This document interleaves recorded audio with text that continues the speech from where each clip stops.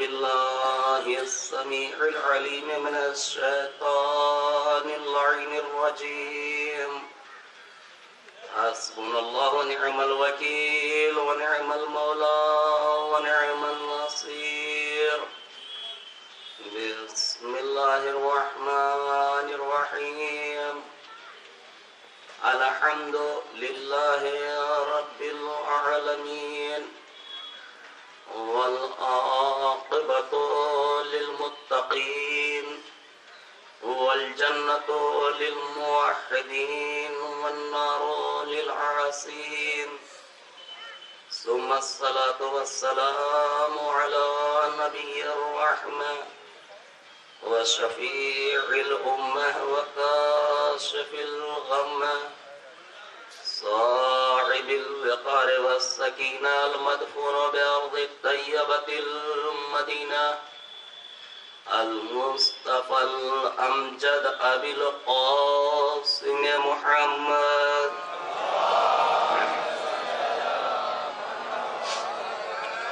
وعلى أهل بيته الطيبين الطاهرين المعصومين المظلومين.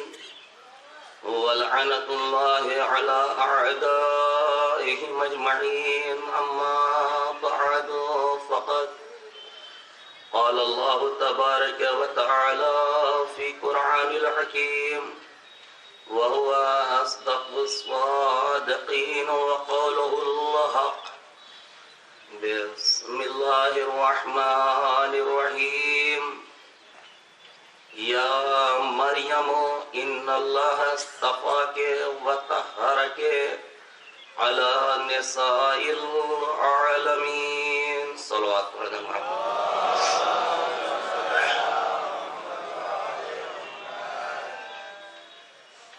حضرات مومنین اکرام، آج کا یہ پروگرام جو بی بی سیدہ کی شہادت کی مناسبت سے برگزار ہوا ہے، اور اس مجلس شہادت کا وقت 8 بجے آغاز ہونے والا تھا، لیکن شاعر کہتا ہے کچھ مجبوریاں بھی کرتی ہیں دامن کو داغدار، اور وہی مجبوریاں اس پروگرام کرنے والوں کو شرمندگی اور ندامت کے گڈھے میں ڈال دیا،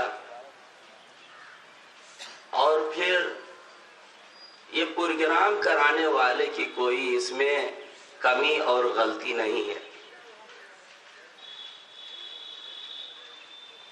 یا تو یہ کمی اس وقت مانی جائے گی جب وقت پر وعدہ لیا جائے،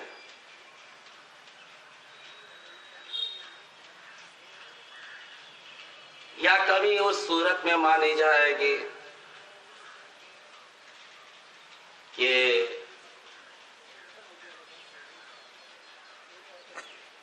ڈائریکٹ ان سے گفتگو نہ ہو، وایا گفتگو ہو۔ لیکن یہ گفتگو ڈائریکٹ ہوئی ہے۔ اب مصلحت پروردگار کا تقاضا یہ تھا کہ پہلی مجلس مولانا جنان اصغر صاحب مولائی کو خطاب کرنی تھی، اور چوتھی مجلس مجھے خطاب کرنی تھی، لیکن مصلحت پروردگار کیا تھی اس سے ہم اور آپ واقف نہیں ہیں کہ مولانا جنان اصغر صاحب کے والد بزرگوار کا اچانک آج کی تاریخ میں انتقال ہو گیا، جس کے سبب وہ مجلس میں شریک نہیں ہو سکے. یہ پیغام اس لیے آپ حضرات کے اذہان عالیہ کے حوالے کر دیا کہ اگر مولوی سے تھوڑی بھی کوتاہی ہوتی ہے تو کہتے ہیں سارے مولوی ایسے ہی ہوتے ہیں. یہ انتقال ہے، کون جانتا ہے کب کس کی آنے والی ہے. وعدہ 1 مہینہ پہلے کا تھا، لیکن وقت آنے پر موت نے روک دیا. دوسرا وعدہ جو ہے مولانا عسکری حسن خان صاحب کا تھا. وہ بھی بیچارے کہیں مجلس پڑھ کر چلے آگے، بہرحال تو وہ آ چکے ہیں اس وقت جب میں ان کی جگہ پہ آ چکا ہوں. چونکہ دوسری مجلس ان کو پڑھنی تھی، اگر میں ممبر پر آ چکا ہوں تو مولانا حاضر ہو چکے ہیں. آنے سے میرے ممبر پر آنے سے پہلے یہ خبر تھی کہ وہ بھی بیچارے اعظم گڑھ میں آدھا گھنٹہ سے اس میں جام میں پھنسے ہوئے تھے. تو اب یہ وقت جو ہے ساتھ نہیں دیتا، کسی کو کسی طریقے سے روکتا ہے، کسی کو کسی طریقے سے روکتا ہے. تو اب اس میں جو ہے مجلس کا پروگرام کرنے والے کی کوئی کمی نہیں ہے، اور اگر کوئی کمی ہمیں نظر آتی ہے تو انہیں ہمیں سہارا دینا چاہیے، سجھاؤ دینا چاہیے کہ اس طریقے سے آپ اپنے پروگرام کو مرتب کیجئے تاکہ کہیں سے اس میں خلل واقع نہ ہونے پائے.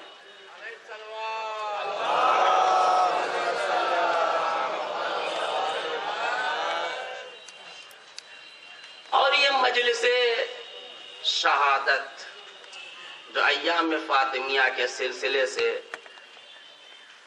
مختلف مقامات پر ہو رہی ہیں، اور یہ آج کی آخری تاریخ 3 جمادی الثانیہ ہے، جس کے لیے آیات اعظام آیت اللہ رہبر انقلاب آقا خامنئی دامت برکاتہ، آیت اللہ ناصر مکارم شیرازی دامت برکاتہ، آیت اللہ سیستانی دامت برکاتہ، آیت اللہ خراسانی دامت برکاتہ، آقا بہجت رحمت اللہ علیہ، اور آیت اللہ صافی گل پائگانی دامت برکاتہ. یہ آیات اعظام نے اس دن کو منانے کے سلسلے میں مومنین کو اور شہزادی فاطمہ کے چاہنے والوں کو ایک پیغام دیا ہے. وہ پیغام کیا ہے؟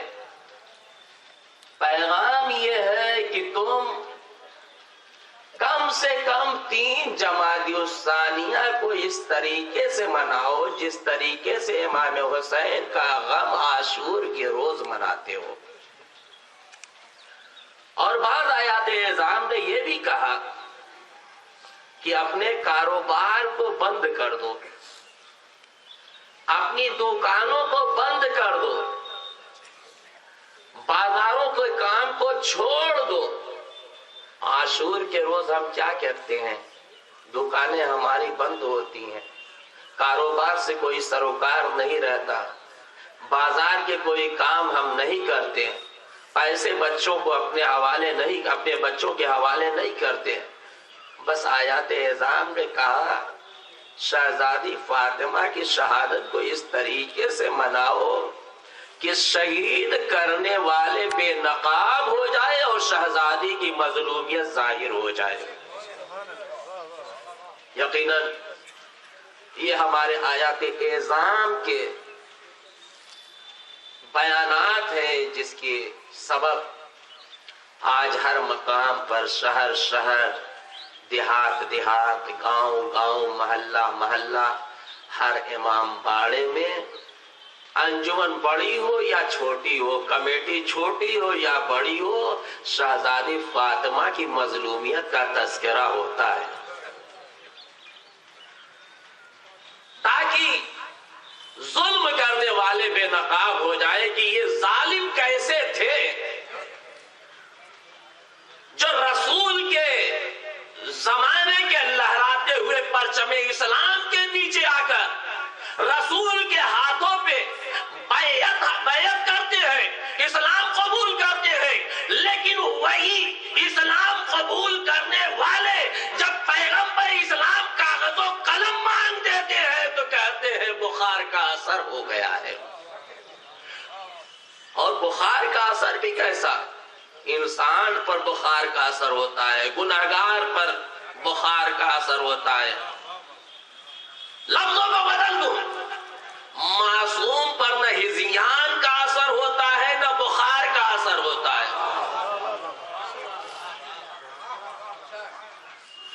چونکہ امام نے کہا کہ ہمارے پیغام کو پہنچانے والے ہمارے جد کے بعد ہمارے فقہا ہوں گے، ہمارے علماء ہوں گے، ہمارے مجتہدین ہوں گے، تو اب آئیے ان غیر معصومین مجتہدین کی طرف نگاہ کریں جو ضعیف العمر ہو جاتے ہیں، بستر علالت پہ ہوتے ہیں، لیکن ذہن پہ کوئی کند ذہنی کا اثر نہیں ہوتا۔ 1400 سال گزر گئے، آیات اعظام آتے گئے جاتے گئے، لیکن تاریخ اسلام اس بات کی گواہ ہے کہ کسی آیات اعظام نے اپنے مسئلے میں کوئی تبدیل وقت مرگ نہیں کی، جو اس بات کی دلیل ہے کہ جب ان کی نیابت کرنے والے میں یہ خاصیت ہے کہ بخار کا اثر اور کند ذہنی کا اثر نہیں ہوتا، تو معصوم پر بخار کا اثر کیسے ہو سکتا ہے؟ صلوات پڑھ محمد و آل محمد پہ۔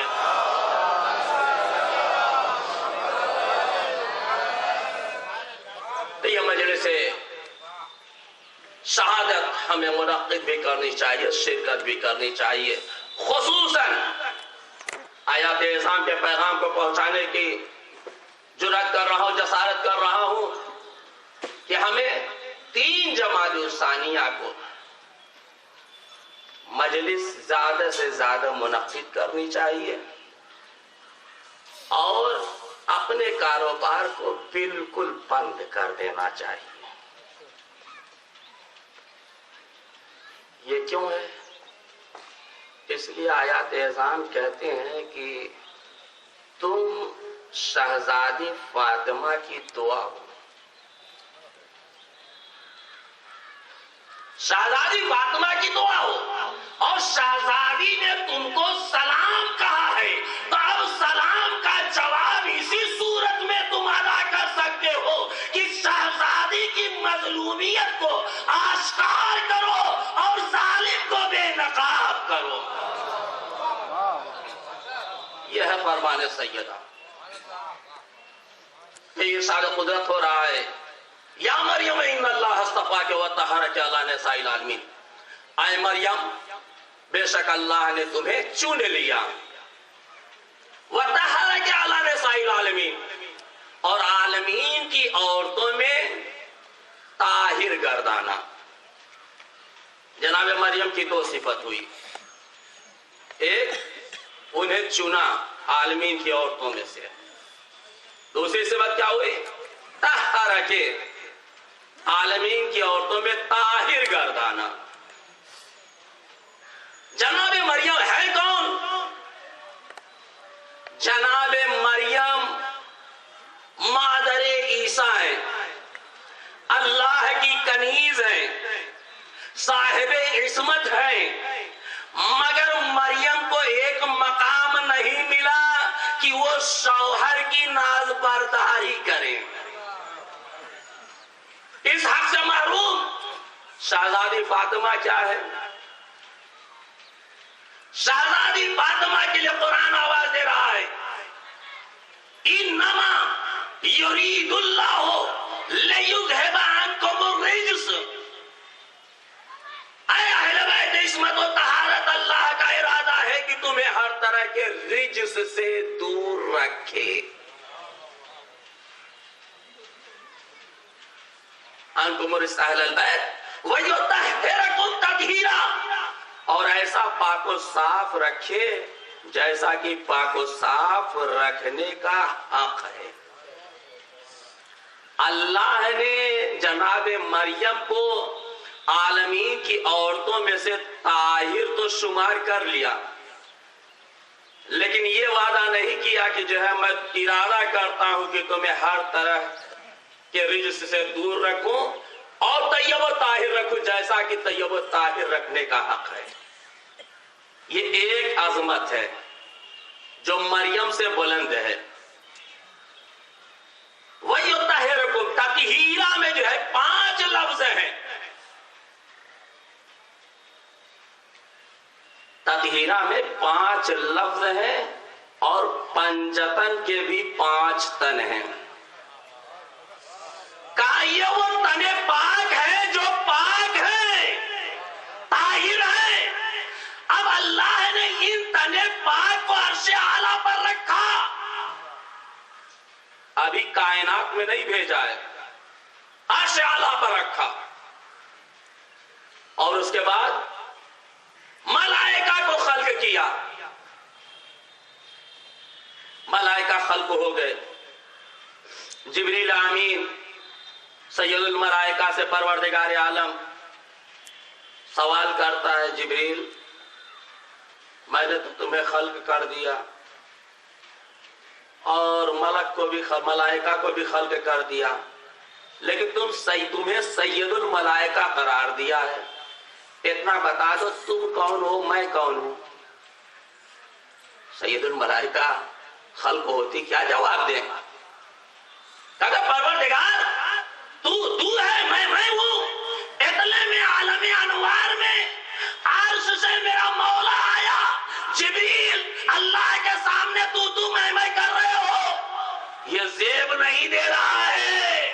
کہا پھر میں کیا کہوں؟ کہا کہ کہو انا عبد الضعیف الذلیل الحقیر المسکین، میں تیرا بندہ ضعیف و ذلیل و حقیر المسکین ہوں، تو میرا رب جلیل ہے۔ جبریل نے یہ کہہ دیا، اور اس کے بعد پروردگار نے جبریل کو آزاد کر دیا کہ جاؤ اپنے کام پر لگ جاؤ۔ میرا مولا اپنے مقام پر پہنچ گیا،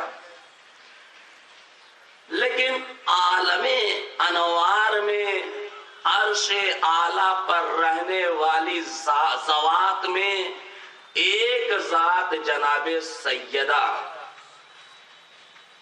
شہزادی فاطمہ کی بھی ہے، اور ان کی عظمت کے لیے یہی بات کافی ہے کہ نہ رسول کو وہ عظمت ملی نہ علی کو وہ عظمت ملی۔ یہ 2 معصوم ایسے ہیں کہ جن کا نکاح عرش پہ بھی ہوا زمین پہ بھی ہوا۔ یہ شہزادی فاطمہ کی عظمت کے لیے کافی ہے۔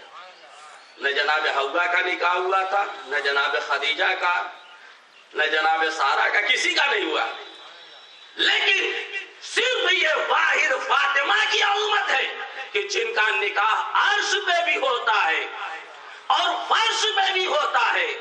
عرش کی ذمہ داری اللہ نے لی، فرش کی ذمہ داری سید المرسلین نے لی۔ عرش پر ہے، جبریل سے سوال و جواب ہو چکا کہ میں کون ہوں تم کون ہو، بتا دیا میں یہ ہوں آپ یہ ہیں۔ اب اللہ نے ایک پتلا تیار کرنا شروع کیا اور ملائکہ سے کہا، اے میرے ملائکہ میں ایک خلیفہ منتخب کرنے والا ہوں۔ ملائکہ نے کہا یہ مٹی کا پتلا تیار کر کے پروردگار ہم لوگوں کے درمیان اعلان کر رہا ہے کہ میں روئے زمین پر ایک خلیفہ منتخب کرنے والا ہوں۔ ایک طرف جسم جناب آدم، دوسری طرف جناب روح آدم۔ قدرت نے کیا کہا، جب میں اس روح کو اس جسد خاکی میں ڈال دوں تو تم سب کے سب سجدہ ریز ہو جانا. ملائکہ نے روح کو دیکھا, جسم کو دیکھا, کہا پروردگار جسم تو صحیح و سالم ہے, لیکن روح میں ہم شہوت بھی دیکھتے ہیں, غضب بھی دیکھتے ہیں. یہ شہوت بھی فساد کی جڑ ہے اور یہ غضب بھی فتنہ و فساد کی جڑ ہے. پروردگار کہ جسم میں روح کو مت ڈال. ہم تیری تسبیح کرتے ہیں, تحلیل کرتے ہیں, تمجید کرتے ہیں. ارے ہم میں سے کسی ایک کو خلیفہ بنا دے, چن لے. قدرت کے تیور بدلے انی عالم ما لا تعلمون, جو کچھ میں جانتا ہوں تم نہیں جانتے. ملائکہ خاموش ہو گئے, ملائکہ خاموش ہو گئے اور کہا جب میں اس جسد خاکی میں اپنی روح پھونکوں تو تم سب کے سب سجدے میں چلے جانا. ادھر جسد خاکی میں اللہ نے روح پھونکی, سارے ملائکہ سجدہ ریز ہو گئے, ایک اکڑ کر کھڑا ہو گیا. کیا یہ ملک نہیں تھا؟ نہیں, یہ ملک کے لباس میں ابلیس تھا. جب تک ملائکہ کی صفوف میں تھا لوگ اسے ملک سمجھتے رہے, لیکن جب سجدے کا حکم ملا ملائکہ سجدہ ریز ہو گئے, یہ اکڑ کر کھڑا ہو گیا. قدرت نے آواز دی, تجھے کیا ہو گیا؟ میں نے اپنی قدرت کاملہ سے تمہیں بنایا ہے, تم نے سجدہ کیوں نہیں کیا؟ کہا پروردگار تو نے مجھے آگ سے پیدا کیا,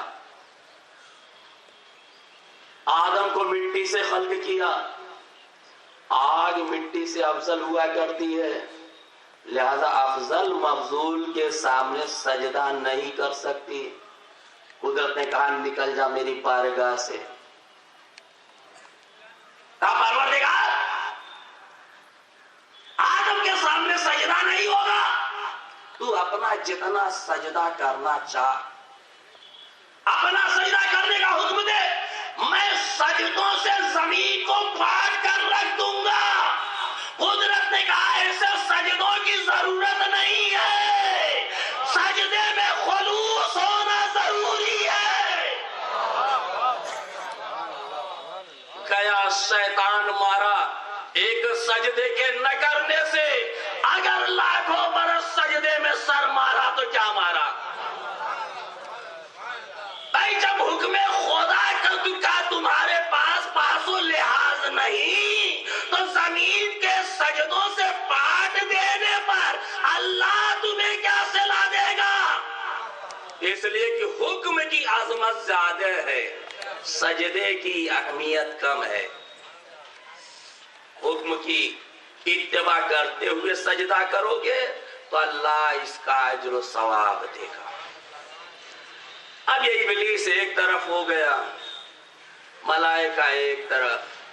جناب آدم کے جسم خاکی میں روح آ چکی ہے.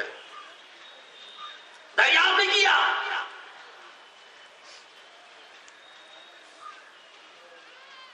ملائکہ آؤ, تمہارے دل میں ایک امنگ پیدا ہوئی تھی جب میں نے یہ حکم دیا کہ جو ہے آدم کے جسد خاکی میں روح پھونکوں تو تم سب کے سب سجدے میں چلے جانا.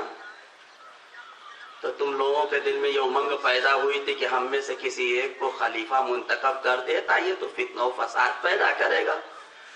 آؤ تمہیں مرحلہ امتحان میں لاتا ہوں. کہا پروردگار مرحلہ امتحان میں؟ کہا کہ دیکھو خلافت و نیابت الہیہ ہر کس و ناکس کو میں نہیں دیتا, بلکہ جس کے پاس علم ہوتا ہے اور قوت ہوتی ہے اسے میں علم دیتا ہوں, اسے میں نیابت دیتا ہوں, اسے میں خلافت دیتا ہوں. آ جاؤ مرحلہ امتحان میں. آ گئے ملائکہ, ادھر جناب آدم ہے, ادھر ملائکہ. میرے ملائکہ یہ عرش اعلیٰ پر کن کے انوار مقدسہ ہیں؟ سارے ملائکہ کہتے ہیں پروردگار ان انوار مقدسہ کو ہم نے خلقت کے بعد دیکھا اور ان کی تسبیح بھی سنی, ان کی تمجید بھی سنی, سنتے سنتے ہم تمجید بھی کرنا شروع کر دیے، تحلیل بھی کرنا شروع کر دیے، لیکن ہم یہ نہیں بتا سکتے کہ یہ کون لوگ ہیں، یہ انوار کن کے ہیں۔ کہا بس تم نے اپنی جہالت اور نادانی کا اعلان کر لیا، اب تمہیں اس بات کا احساس ہوا کہ ان انوار مقدسہ کو ہم نے دیکھا ہے، ان کی تسبیح کو سنا تو ہم نے تسبیح کرنا سیکھا ہے، لیکن ہم یہ نہیں بتا سکتے کہ یہ کون لوگ ہیں۔ تو اب آؤ میں آدم سے پوچھتا ہوں، چونکہ آدم کو میں نے خلیفہ منتخب کیا ہے زمین کے لیے، آدم یہ کن کے انوار ہیں؟ جناب آدم مسکرائے، کہا پروردگار تو محمود ہے، تیرے پہلے نور کا نام محمد ہے، تو علی الاعلیٰ ہے، تیرے دوسرے نور کا نام علی، تو فاطر السماوات والارض ہے، تیرے تیسرے نور کا نام فاطمہ، تو قدیم الاحسان ہے، تیرے چوتھے نور کا نام حسن، تو محسن ہے، تیرے پانچویں نور کا نام حسین۔ قدرت نے آواز دی، میرے ملائکہ جن انوار مقدسہ کو تم نہ بتا سکے اسے آدم نے بتا دیا، اب کبھی اپنے دل میں یہ امنگ پیدا نہ کرنا کہ ہمیں خلیفہ بنا دے، اس لیے کہ اس خلافت کے لیے علم کا ہونا ضروری ہے۔ تو جب اللہ نے پہلی خلافت کا اعلان کیا، انی جاعل فی الارض خلیفہ، میں روئے زمین پر ایک خلیفہ بنانے والا ہوں، تو جب خلافت کا مرحلہ آئے گا، اللہ کو یہ منصب خلافت دینا زیبا دے گا۔ ہم جیسے انسانوں کو خلافت کا منصب بانٹنے کی اتھارٹی اللہ نے نہیں دی ہے، کہا خلافت کا منصب میں دوں گا، جہاں علم ہوگا قوت ہوگی۔ شاید یہی وجہ تھی کہ جب طالوت کے مقابل میں جالوت کے مقابلے میں جناب طالوت کو رکھا گیا، تو قوم کے دانشمندوں نے پرچم بغاوت بلند کر دی، کہا ہم تو اس فٹ پاتی انسان کی رہبری نہیں قبول کریں گے، ہم بڑے آدمی، ہم مالدار لوگ، ہم دولت مند لوگ، یہ فٹ پاتھ پر سونے والے انسان کی قیادت رہبری منظور نہیں کریں گے، ہم اسے رہنما نہیں مانتے۔ اللہ نے اس زمانے کے نبی کو حکم دیا، جاؤ ان سے کہہ دو کہ اللہ نے اعلان ان کی رہبری کا اس لیے کیا ہے کہ ان میں دو چیزیں پائی جاتی ہیں، ایک علم ہے، دوسرے قوت ہے، لہذا تمہیں ماننا پڑے گا ان کی رہبری کو۔ اچھا ٹھیک ہے، اللہ نے علم اور قوت کی بنا پر مانا، کہا مال و دولت، کہا اللہ کی نگاہ میں مال و دولت کوئی شے نہیں ہے، مال و دولت کوئی شے نہیں۔ اب ادھر جو ہے خلافت مل گئی، رہبری مل گئی۔ جب جالوت کے مقابل میں جناب طالوت چلے لڑنے کے لیے، 70,000 کا لشکر کمر بستہ ہوا لڑنے کے لیے، تو اس زمانے کے نبی کو حکم ہوا، جاؤ ان سے کہہ دو جالوت کا قاتل وہ ہوگا جس پر زرہ موسیٰ فٹ اتر جائے۔ اب لوگوں کو کھلبلی ہوئی کہ چلے پتہ کریں زرہ موسیٰ کس پر فٹ ہو رہی ہے، کہا اولاد یعقوب سے ہوگا۔ اولاد یعقوب سے جناب داؤد کے والد بزرگوار جناب عیسیٰ موجود تھے، ان کے پاس لوگ آئے، اے عیسیٰ آپ اپنے تمام بچوں کو بلائیے اور زرہ موسیٰ پہنائیے، اس لیے کہ اللہ کا حکم ہے کہ جس پر زرہ موسیٰ فٹ ہو جائے گی وہی جالوت کا قتل کرنے والا ہوگا۔ اچھا ٹھیک ہے، بلاتا ہوں بچوں کو، جی فلاں فلاں فلاں، ایک ایک کو بلایا، سب کو پہنایا۔ کسی کو پہناتے ہیں تو زرہ موسیٰ چھوٹی ہوتی ہے، کسی کو پہناتے ہیں بڑی ہوتی ہے۔ اگر بڑے کو پہناتے ہیں تو چھوٹی ہونی چاہیے، لیکن بڑے کو پہناتے ہیں چھوٹی ہوتی ہے، اور چھوٹے کو پہناتے ہیں تو بڑی ہوتی ہے۔ اس طریقے سے چھوٹی بڑی جتنے کو پہنایا، کسی کو بڑی ہوتی ہے، کسی کو چھوٹی ہوتی ہے۔ تو ایک صاحب کھڑے ہوئے، کہا کہ ارے بھیا ان سے پوچھو کوئی اور ہو تو اسے بھی پہنا لے۔ کہا ایک بچہ میرا اور ہے لیکن وہ بڑا کم سن ہے، کہا اسے بھی پہنا کر دیکھ لیجئے۔ جناب عیسیٰ نے جناب داؤد کو بلایا، اب زرہ موسیٰ پہنا دی، بالکل فٹ اتر گئی۔ یہ کم سنی کے بعد زرہ موسیٰ جناب داؤد پر فٹ اتر گئی، یہ بتا رہی ہے کہ جس پہ لباس نبی فٹ ہو جائے وہی خلیفہ رسول ہوگا۔ کم سنی کے باوجود جناب داؤد پہ فٹ ہو گئی، واقعہ ختم ہو گیا۔ اب بغض کی عینک اتار کر در اہل بیت پر آئیے۔ جب عباس ابن عبد المطلب وفات پیغمبر اسلام کے بعد مولا متقیان امیر المومنین حضرت علی بن ابی طالب علیہ السلام کے پاس آئے اور کہا، علی میں آپ کا چچا ہوں، رسول کی چھوڑی ہوئی تمام چیزوں کا مالک میں ہوں۔ میرے مولا نے سنجیدگی سے کہا، چچا واقعاً آپ رسول کے بھائی ہیں، چچا ہیں، اور یہ چیز آپ کا حق ہے، تو میری صرف 2 یا 3 شرطیں اسے پوری کر دیجئے۔ کہ وہ شرطیں کیا ہیں؟ کہ شرط یہ ہے کہ یہ لباس پہن کر کھڑے ہو جائیے اور یہ سواری پیغمبر اس پر سوار ہو کر دکھلا دیجئے۔ عباس ابن عبد المطلب سے لوگوں نے کہا کہ یہ کوئی شرط تو نہیں ہے، پہن کر دکھا دیجئے۔ عباس ابن عبد المطلب آمادہ ہوئے، لباس پیغمبر کو ڈالا بدن پہ، امام رسول سر پہ رکھا، اٹھنا چاہتے ہیں تو بدھ کی طریقے سے جمے رہ گئے، ہل نہ پائے۔ مولا نے کہا امامہ اتار دیجئے، آپ کھڑے ہو جائیے، پھر ہمت کی مگر ہل نہ سکے، جمے رہ گئے۔ کہا لباس بھی اتار دیجئے، اب جب لباس اتارا اب کھڑے ہونا چاہا تو کوئی دقت اور زحمت نہیں ہوئی، اٹھ کر کھڑے ہو گئے، اٹھے کھڑے ہو گئے۔ کہا دیکھئے ایک چیز میں ناکام ہو گئے، دوسری شرط یہ تھی کہ سواری پیغمبر پر بیٹھ کر دکھلا دیجئے، اگر یہ کام آپ نے کر دیا تو بھی میں ساری چیزیں پیغمبر اسلام کے آپ کے حوالے کر دوں گا۔ کہا ٹھیک ہے بیٹھ جاتا ہوں۔ سواری پیغمبر سامنے کھڑی ہوئی تھی، ادھر عباس ابن عبد المطلب کے قدم آگے بڑھ رہے تھے، سواری پیغمبر عباس ابن عبد المطلب کی طرف دیکھ رہی تھی۔ جیسی چند قدم آگے بڑھے سواری پیغمبر ایک دردناک چیخ کے ذریعے صحرا میں دوڑنے لگی۔ ہر ایک انسان سواری پیغمبر کو قابو کرنے کی کوشش کر رہا ہے مگر سواری پیغمبر کسی کے قابو میں نہیں آ رہی ہے۔ میرا مولا نے کہا آج سواری پیغمبر اس کے قابو میں رہے گی جو وسیع رسول ہے۔ کہا علی وسیع رسول کون ہے تاکہ سواری کو اپنے قابو میں کرے؟ کہا دیکھو میں آواز دیتا ہوں، اے سواری پیغمبر تجھے وسیع رسول بلا رہا ہے، خدمت میں حاضر ہو جا۔ سواری پیغمبر دوڑی ہوئی آئی، مولا کائنات کے قدموں پہ اپنی پیشانی کو ملنے لگی۔ ارے یہ انسان کیسے تھے جنہیں وسیع رسول کی معرفت نہیں ہوئی؟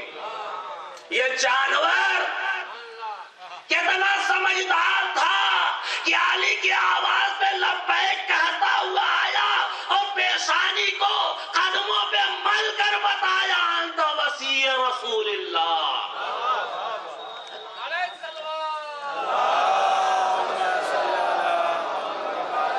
اس میں بھی ناکام عباس ابن عبد المطلب۔ تو جو لوگ عباس ابن عبد المطلب کو ورگلا کر لے آئے تھے کہ یہ آپ کی میراث ہے، رسول کی چھوڑی ہوئی چیزیں، تو انہوں نے کہا کہ عباس ابن عبد المطلب علی نے تو تمہیں مجمع عام میں ذلیل کر دیا، رسوا کر دیا۔ کہاں یہ تو بات ہے، اب ذلیل و رسوا کیسے ہوگا؟ مثال کا اس مجمع میں کسی کو کھڑا کر کے میں ڈانٹنا پھٹکانا شروع کر دوں، اس طریقے سے تم بیٹھتے ہو مجلس میں ایسے کرتے ہو ویسے کرتے ہو، تو کہے گا مولوی صاحب آپ کو یہ نہیں چاہیے تھا کہ جو ہے 50 کے مجمع میں جو ہے آپ مجھے ڈانٹیں، علیحدہ بلا کے کہہ دیتے تو میری سمجھ میں بھی آ جاتا۔ کہا ذلیل کر دیا، کہا پھر کیا کریں؟ کہا دیکھو اتنے لوگوں کے درمیان تمہیں ذلیل کیا ہے، اب تم وہی شرطیں ان سے کر لو کہ جو شرطیں میرے لیے آپ نے لگائی تھی وہ شرطیں آپ پوری کر کے دکھلا دیجئے۔ عباس ابن عبد المطلب نے کہا علی جو شرطیں میرے اوپر آپ نے نافذ کی تھی وہی شرطیں آپ پوری کر کے دکھلا دیجئے۔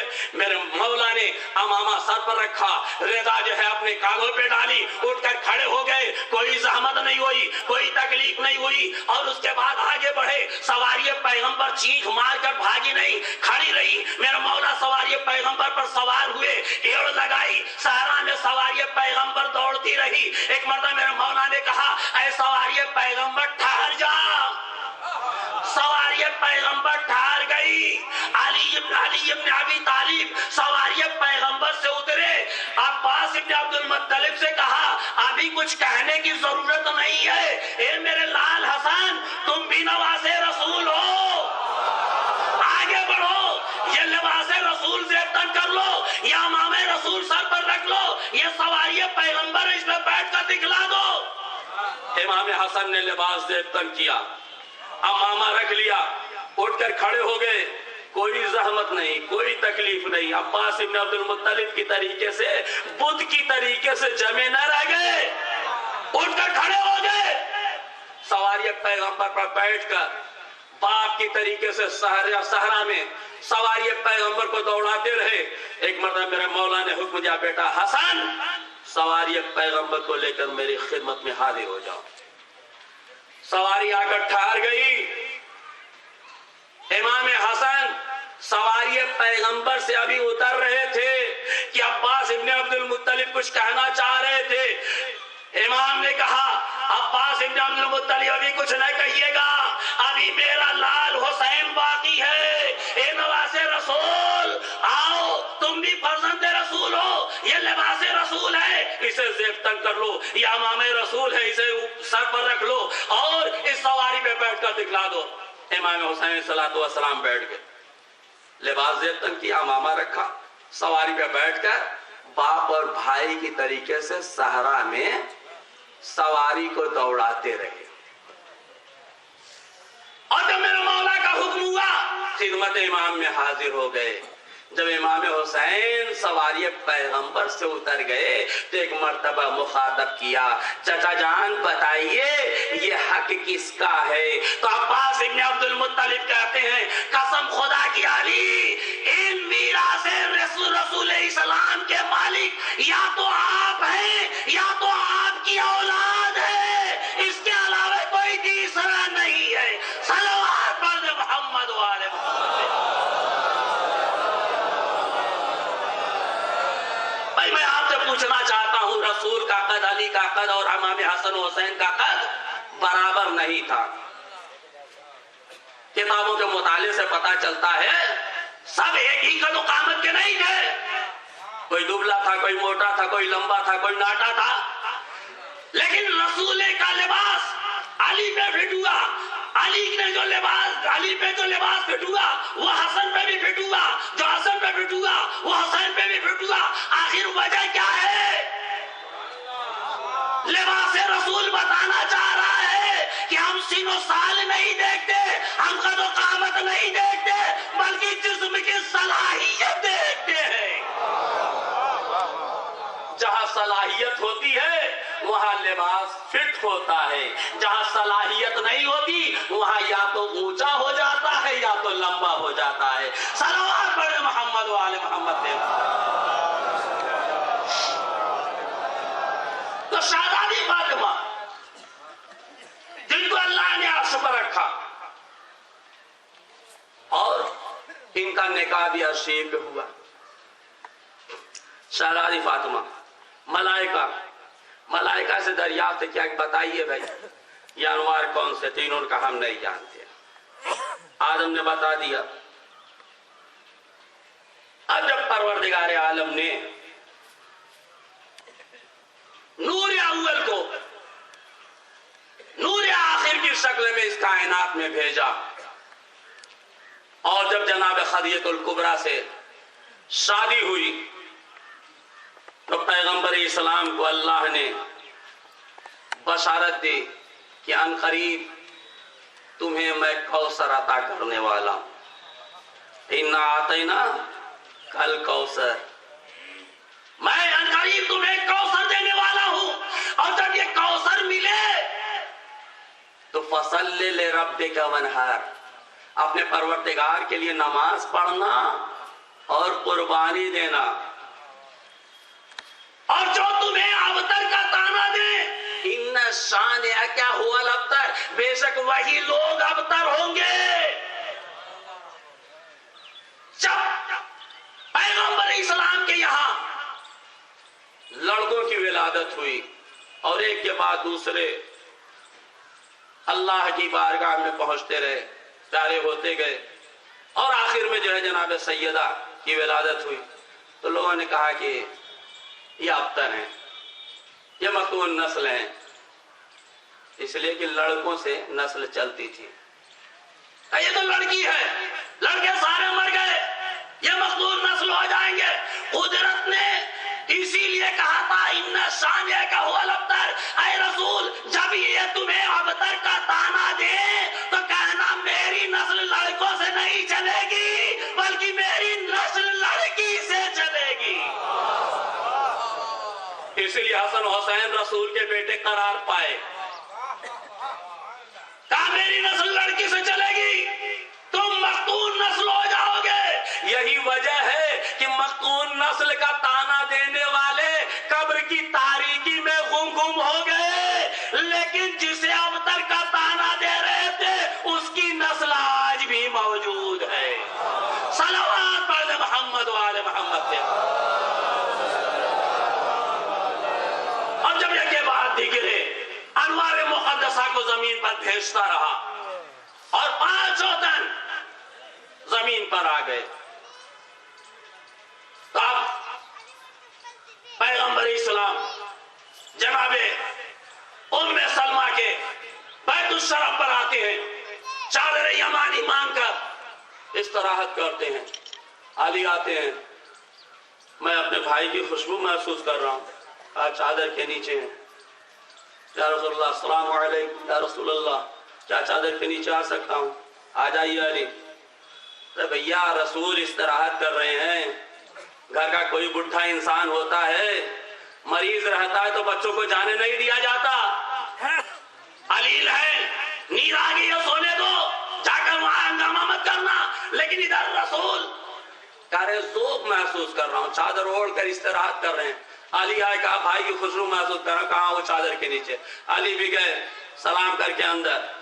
امام حسن آئے، نانا کی خوشبو محسوس کر رہا ہوں، تمہارے بابا اور تمہارے نانا وہاں۔ امام حسن آئے، سلام کر کے چادر کے نیچے۔ امام حسین علیہ السلام آئے، میں اپنے نانا اور بابا کی جو ہے خوشبو محسوس کر رہا ہوں، کہا اس چادر کے نیچے تمہارے نانا بھی، بابا بھی ہیں، بھائی بھی ہیں، جاؤ۔ شہزادی یہ کیا کر رہی ہیں؟ اللہ کے رسول نے آپ سے چادر مانگی ہے استراحت کے لیے، اور استراحت کر رہے ہیں، آپ جو ہے علی کو بھیج رہی ہیں، حسن کو بھیج رہی ہیں، حسین کو بھیج رہی ہیں۔ کہا ابھی نادان دیکھو مت، ابھی کچھ کہنے کی ضرورت نہیں ہے، جانے دو۔ جب حسین بھی چلے گئے تب نور الہی کا نزول ہونے لگا، چادر سے شعاعیں آسمان کی طرف جانے لگی۔ شہزادی فاطمہ نے ان تنے پاک پر نور الہی کا نزول ہوتے ہوئے دیکھا، فضیلت پنجتن پاک کو آشکار ہوتے ہوئے دیکھا۔ آئی گوشے چادر کو پکڑ کے کہتے ہیں یا رسول اللہ کیا میں بھی اس چادر کے نیچے آ سکتی ہوں؟ رسول کہتے ہیں میری بیٹی فاطمہ مشیت پروردگار تیری منتظر ہے۔ شہزادی چادر کے نیچے گئی، ادھر قدرت کے تیور بدلے۔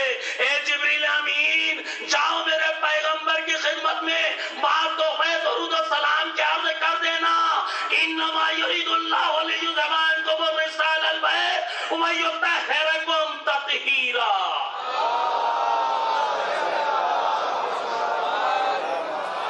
ادھر جبریل امین آئے تطہیر پڑھی، ادھر قدرت، ادھر پیغمبر اسلام نے ہاتھوں کو بلند کہا اللہم ہؤلاء اہل بیتی، پروردگار یہی میرے اہل بیت ہیں۔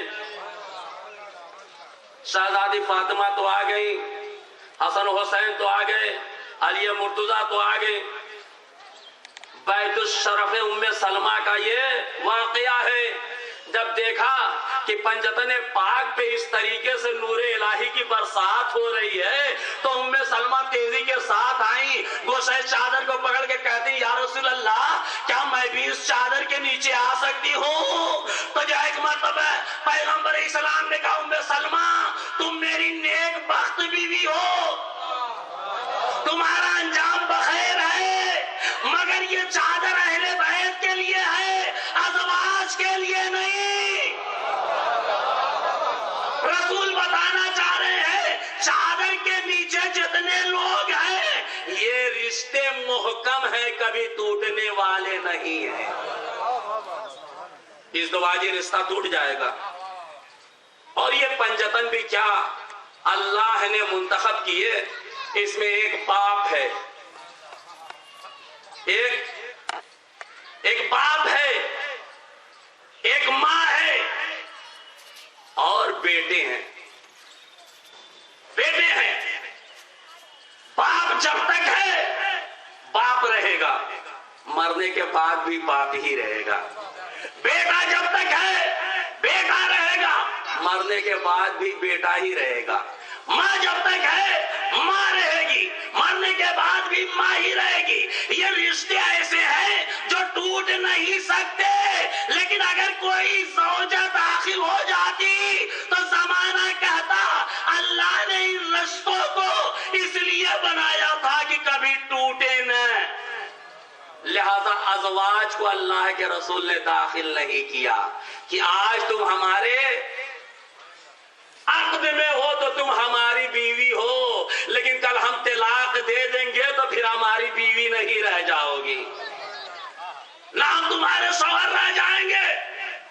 اللہ نے ان پنجتن پاک کو جب چادر کے نیچے رکھا اور کہا اللہ، پیغمبر نے کہا اللہم حولا اہل بیتی، تو اب نور کی شعائیں آسمان کی طرف جانے لگی، ملائکہ میں کھلبلی مچ گئی۔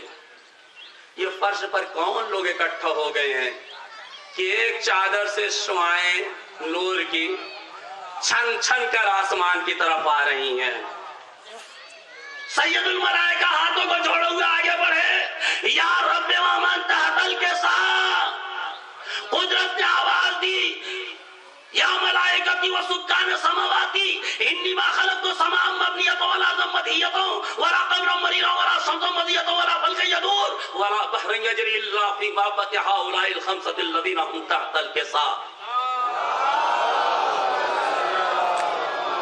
اے میرے ملائکہ، میں اپنی عزت و جلال کی قسم کھا کر کہتا ہوں میں نے زمین کا فرش نہیں بچھایا، آسمان کا شامیانہ نہیں لگایا، دریاؤں کو روانی نہیں بخشی، ستاروں سے دلوں کو روشن نہیں کیا، میں نے دریاؤں میں کشتیوں کو نہیں چلایا، میں نے چاند و سورج کو منور نہیں کیا، میں نے ہواؤں کو جھونکنے کو نہیں چلایا، مگر انہی پانچ کے صدقے میں۔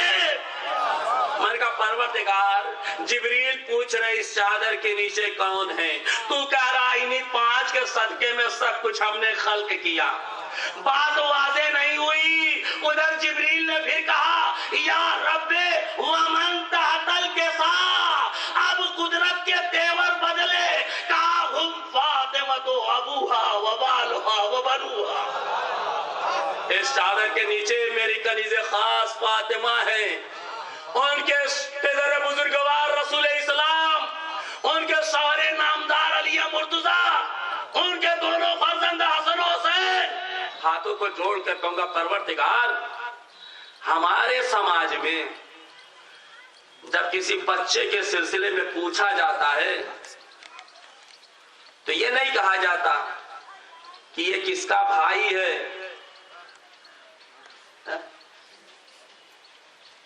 یہ پوچھا جاتا ہے اس کے دادا کون ہیں، اس کے باپ کون ہیں۔ تو ایک بیٹی کا تعارف، ایک باپ کا تعارف بیٹی سے کرا رہا ہے، ایک شوہر کا تعارف بیوی سے کرا رہا ہے۔ لفظوں کو بدل دوں کہ رسالت کا تعارف فاطمہ سے کرا رہا ہے، امامت کا تعارف فاطمہ سے کرا رہا ہے۔ قدرت آواز دے گی آج فاطمہ کے ذریعے رسالت کا تعارف کرا کے بتاؤں گا کہ جزوِ رسالت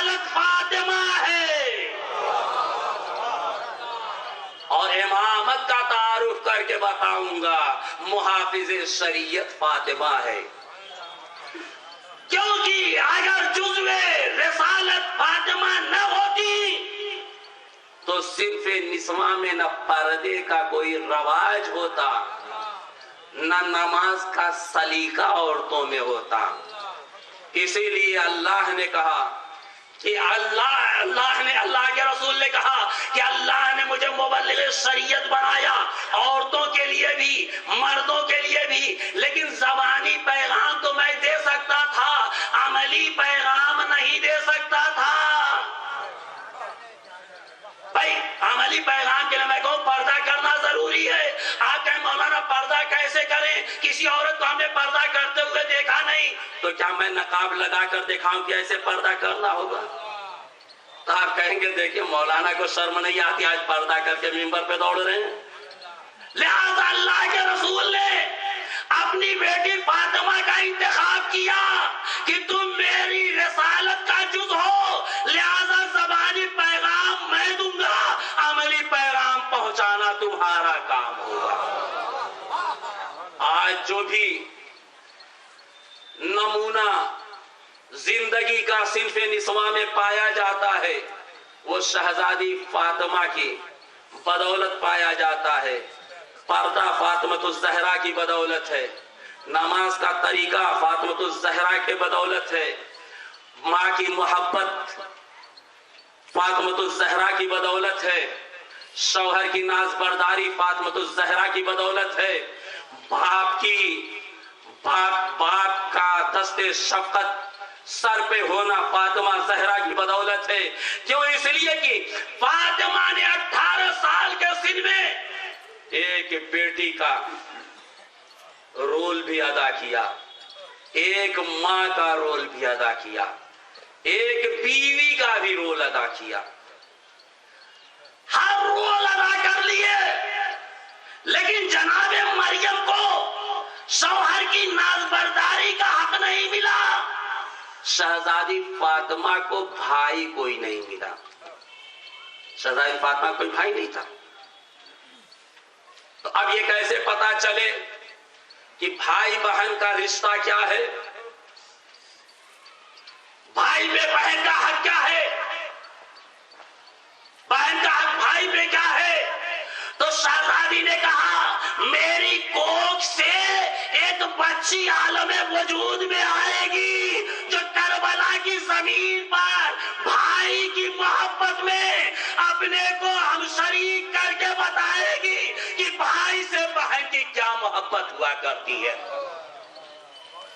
زینب نے بھائی کے حقوق کو بتا دیا، اور شاید یہی وجہ تھی کہ وقت عقد یہ بات شہزادی نے رکھی تھی کہ نکاح تو ہو جائے گا عبداللہ سے، لیکن یہ بات اسی وقت کلیئر کر لی جائے کہ جب بھی میرا بھیا حسین مدینے کو چھوڑے گا، سفر پہ جائے گا، تو زینب تنہا مدینے میں نہیں رہے گی، بلکہ بھائی کے ساتھ جائے گی۔ اور اسے عبداللہ نے قبول کیا تھا، اسے عبداللہ نے قبول کیا تھا۔ اور جب حسین عازم سفر ہو رہے ہیں تو زینب کہہ رہی ہیں بھیا میں بھی چلوں گی۔ کہا شوہر کا حق تم پر ہے زینب، اجازت لے لو عبداللہ سے۔ کہا بھیا یہ بات تو پہلے ہی کلیئر میں کر چکی ہوں کہ جب میرا بھیا جائے گا تو میں ساتھ جاؤں گی، اب اجازت ہی کیا؟ کہا نہیں شوہر کا حق ہے۔ زینب گئی، عبداللہ کہتے ہیں شہزادی میں آپ کو بھائی کے ساتھ جانے سے نہیں روک سکتا، آپ جا سکتی ہیں، میری طرف سے اجازت ہے۔ سوال ہوتا ہے کہ عبداللہ کیوں نہیں گئے؟ چونکہ عبداللہ کے ہاتھوں میں راشا پڑ گیا تھا، ورنہ عبداللہ جیسا جری و بہادر انسان کہاں کائنات کو ملے۔ لیکن یہ مشیت پروردگار کا تقاضا تھا کہ جناب محمد حنفیہ علیل ہو گئے، عبداللہ کے ہاتھ میں راشا پڑ گیا، اور جناب عباس کو جنگ کی اجازت نہیں ملی، ورنہ نقشہ کربلا کچھ اور ہوتا، نقشہ کربلا اور ہوتا۔ شہزادی فاطمہ نے بتا دیا کہ دیکھو ماں کو کس طریقے سے رہنا چاہیے، کیسی کفالت کی بچوں کی۔ شہزادی اللہ کی کنیز، خاتون جنت، شریک رسالت، سب کچھ ہونے کے بعد بچوں کی تربیت ایسی کرتی ہیں کہ بچے جوانان اہل جنت کے سردار بنتے ہیں، اور اللہ نے پنجتن پاک کو سرداری عطا کر دی۔ کہا دیکھو اگر میں نے پنجتن کو عرش پر سب سے پہلے رکھا تو سرداری بھی انہی کے حوالے کی ہے۔ رسولوں کا سردار خاتم الانبیاء، وصیوں کا سردار مولائے متقیان، عورتوں کی سید و سردار فاطمۃ الزہرا، جوانان اہل جنت کے سردار حسن و حسین، یہی وہ حسن و حسین ہیں جن کی عمریں ابھی بہت زیادہ نہیں تھی کہ شہزادی فاطمہ ابوالحسن سے کہنے لگی، اے ابوالحسن اب تم سے میری مفارقت کا وقت قریب آ گیا ہے، آج چند وصیتیں کرنا چاہتی ہوں، ابوالحسن بیٹھ جاؤ، میری وصیتوں کو سنتے جاؤ۔ میرا مولا علی آنکھوں میں اشک چھلکاتا ہوا بیٹھا، کہا شہزادی بیان کیجئے۔ کہا علی ابوالحسن اب میں تم سے رخصت ہونے والی ہوں، جب میں مر جاؤں، دنیا سے رخصت ہو جاؤں، تو ان دونوں بچوں کو ماں کا یتیم سمجھ کر معاف کر دینا۔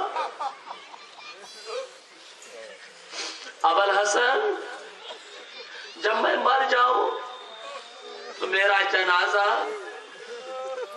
رات کی تاریکی میں اٹھانا۔ ابوالحسن تمہیں مجھے غسل دینا، تمہیں مجھے غسل دینا اور کفن دینا اور دفن کرنا، لیکن یہ سارے امور اخروی رات کی تاریکی میں ہونے چاہیے۔ عزادارو دل کھول کر شہزادی کی مظلومیت پہ آنسو بہالو۔ سب سے پہلے شہزادی نے اپنے دو یتیم بچوں کو معاف کرنے کا حکم دیا تھا۔ ہاتھوں کو جوڑ کر کہوں گا شہزادی معصوم سے دو معصوم بچوں کے لیے وصیت کیوں کر رہی ہے؟ اس لیے کہ ان سے کوئی خطا سرزد نہیں ہو سکتی۔ شاید شہزادی آواز دیں، آج میں اپنے معصوم شوہر کو وصیت کر کے بتا رہی ہوں، اے امت محمدیہ کے لوگوں، کل جب میرا لال حسین کربلا کی تپتی ہوئی زمین پر ارے پانی کو طلب کرے تو اسے پشت گردن سے گند خنجر سے ذبح نہ کرنا۔ عزادارو شہزادی فاطمہ کے لال کو پشت گردن سے شہید کر دیا گیا، لیکن ایک قطرہ آب نہ دیا گیا۔ اس کے بعد شہزادی نے کہا تھا مجھے غسل و کفن اور دفن رات میں کرنا۔ شہزادی حجرے میں گئی، اسما کہتی ہیں تسبیح و تحلیل کی آواز آ رہی تھی۔ شہزادی نے کہا تھا کہ جب میری آواز منقطع ہو جائے تو سمجھنا بارگاہ رسالت معاد میں شہزادی پہنچ گئی ہے۔ اچانک آواز منقطع ہوئی، تیزی کے ساتھ میں حجرے میں گئی، گوشے چادر کو ہٹایا، شہزادی اب شہزادی کے شانوں کو ہلایا تو شہزادی کائنات میں نہ تھی، آنکھوں سے اشک جاری کیے، لیکن شہزادی کی وصیت یاد آ گئی، اے اسماء ارے جب میرے لال آئے تو پہلے انہیں کھانا دینا، پھر میرے مرنے کی خبر دینا۔ آنسوؤں کو پوچھتے ہوئے اسماء باہر آئی، ادھر حسن و حسین بیت الشرف کے اندر داخل ہوئے۔ اسماء ہماری مادر گرامی کیا ہوئی؟ کہا آؤ شہزادو پہلے کھانا کھا لو۔ حسن و حسین نے کہا اسماء آج تمہیں کیا ہو گیا ہے جو کہتی ہو آؤ پہلے کھانا کھا لو پھر ماں کی خبر گیری کرنا؟ کیا ہمیں ماں کے بغیر کھاتے ہوئے کبھی دیکھا ہے؟ اسماء سے تعبیر ضبط نہ ہوا، چہرے پہ تماچے مارے، آواز دی شہزادو، ارے شہزادی بارگاہ رسالت میں پہنچ گئی، اب ماں کی اب ماں جو ہے دنیا سے رخصت ہو گئی۔ عزادارو حسن و حسین نے ننھے ننھے اماں میں اتارے اور مسجد کی طرف دوڑے، یا بتاؤ مات امنا، یا بتاؤ مات امنا، بابا ہماری ماں مر گئی، بابا ہماری ماں مر گئی۔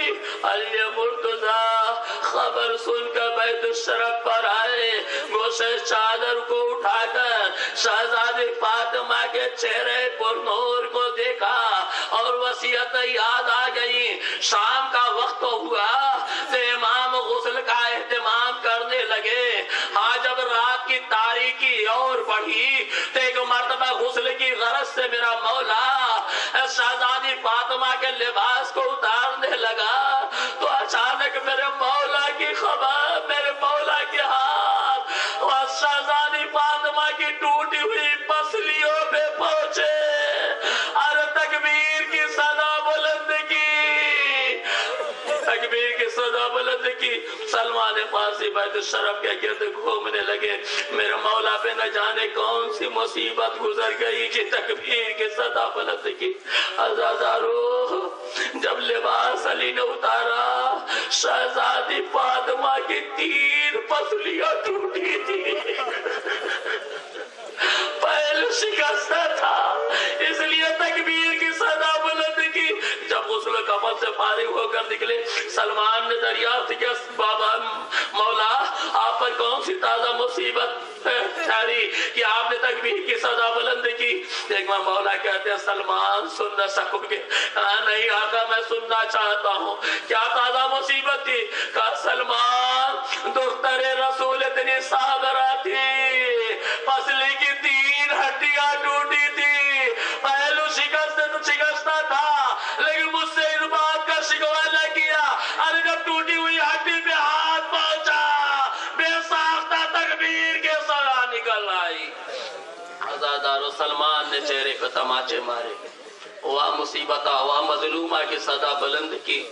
عزادارو اس کے بعد زینب کلثوم کو مخاطب کرتا ہے میرا مولا، آؤ میری لاڈلی زینب کلثوم ماں کا آخری دیدار کر لو، آؤ میرے لال حسن و حسین ماں کا آخری دیدار کر لو۔ روایت بتاتی ہے کہ زینب کلثوم بے قراری کے ساتھ شہزادی فاطمہ کے سرانے آ کر گریہ کر رہی تھی، لیکن بچوں میں بھی کچھ کم اضطراب نہیں تھا۔ عزادارو آپ نے احساس کیا ہوگا کہ جب کسی گھر سے میت نکلتی ہے تو بیٹیاں کس کرب و عالم میں روتی ہے، کس بے دردی سے روتی ہے۔ اتنا بے دردی سے بیٹے نہیں روتے، لیکن مجھے روایت ملا جس بے قراری سے زینب کلثوم رو رہی تھی ویسی حسن و حسین بھی کھڑے رو رہے تھے۔ مقام نے کہا حسین کیا ماں کا آخری دیدار نہ کرو گے؟ تو ایک مرتبہ حسین نے آواز دی، اے بابا جب تک مادر گرامی نے مجھے نہیں بلایا میں ماں کے قریب نہیں گیا، آج بھی قریب نہ جاؤں گا. اور اتنا سننا تھا. شہزادی نے بندھائے کفن توڑ دیے, ہاتھ بلند کر کے آواز دی, اے میرے لال حسین, آجا تیرے دکھیاری ماں تجھے یاد کر رہی ہے. حسین تیزی کے ساتھ آئے, ماں کے سینے سے لپٹ کر بیان کرنے لگے. عرش پر کوہرام مچ گیا. ہاتھی میں غیبی کی آواز آئی, اے علی, حسین کو فاطمہ سے جدا کر دو ورنہ قیامت آ جائے گی. عزادارو, حسین کو علی نے فاطمہ کے سینے سے جدا کیا, لیکن میرا دل کہتا ہے یہ دکھیاری ماں حسین سے کتنی محبت کرتی تھی کہ حسین کے اصرار پر بندھائے کفن کو توڑ دیا, اپنی چھاتی سے لگا لیا. ارے میرا دل کہتا ہے جب کربلا کے میدان میں میرا مولا حسین زخموں سے چور ہو کر زمین پہ آتا ہوگا تو اس وقت شہزادی اپنی آگوش کو پھیلا کر آواز دیتی ہوں گی, اے میرے لال حسین, تیری دکھیاری ماں حاضر ہو گئی. آزادارو, زینب ام کلثوم نے بے قراری سے نالہ و شیون کر لیا, گریہوزاری کی, اور رات کی تاریکی میں جب جنازہ اٹھا تو سلمان و ابو ذر و مقداد اور چند لوگوں کے ذریعے یہ جنازہ جنت البقیع تک پہنچا. میرے مولا نے جنت البقیع میں چل کر ایک قبر تیار شدہ دیکھی, وہیں پر جنازے کو اتار دیا. اب چاہتے ہیں جنازے کو قبر کے حوالے کرے. 2 ہاتھ قبر سے برآمد ہوئے, اے علی, میری امانت کو میرے حوالے کر دو. علی نے آواز دی, یا رسول اللہ, آپ نے جو امانت دی تھی وہ ایسی واپس نہ کر سکا. آج امانت اس عالم میں واپس کر رہا ہوں. پسلی کی ہڈیاں ٹوٹی ہے, پہلو شکستہ ہے, یا رسول اللہ مجھے معاف کیجیے. انا للہ و انا الیہ راجعون. سیعلم الذین ظلموا ایہم. الہی بغضر آبیا وابالیا ونوحا پردہ محمد والے محمد علیہ السلام کے صدقے میں ہماری اس مختصر سی مجلس و شرف قبولیت عنایت فرما. ہمیں جو مقروض ہیں کہ قرضوں کی ادائیگی فرما. ہمیں جو بے روزگار نلال روزی عنایت فرما. ماں جہاں جہاں بھی مومن و مومنات ان کی جان مال عزت آبر ان کے ناموس کی حفاظت فرما. پرچم اسلام کو سربلندی عنایت فرما. پرچم کفر نفاق کو سرنگو فرما.